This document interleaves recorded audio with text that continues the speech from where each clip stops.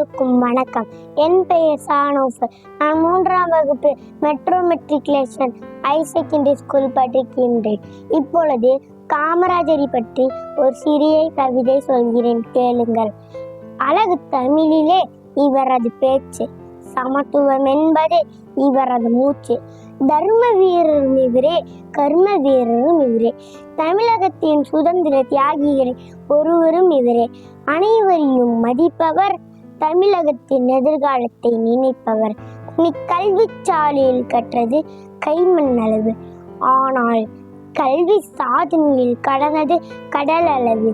நீ ஏழை குழந்தைகளுக்கு கூட்டானவன், ஆனால் ஏற்றச்சுரைக்காய்களுக்கு வேட்டானவன்.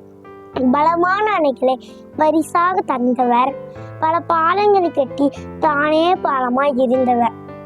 அறம் பேசிய உன்வாய் புறம் பேசியதில்லை, அடுக்குமொழி தெரியா உன்னாக்கு எப்போதும் தடம் புரண்டதில்லை. அரசியல்வாதிகள் பல மண்ணில் உயிரோடு இருந்தாலும் மக்கள் மனதில் இறந்து போனவர்கள் தான்.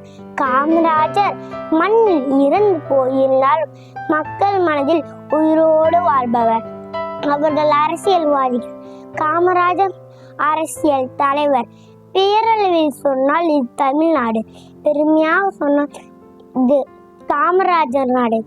காமராஜரை ஊரே சொல்லும் துறவி துறவி என்று, ஆனால் நான் சொல்ல மாட்டேன், ஏனெனில் மக்கள் நலனை ஒருபோதும் திறக்காதவர். கடவுள் புத்திசாலி, கிள்ளி கொடுக்காமல் அள்ளி கொடுக்கும் காமராஜருக்கு கைகளை நீளமாய் படித்தார்.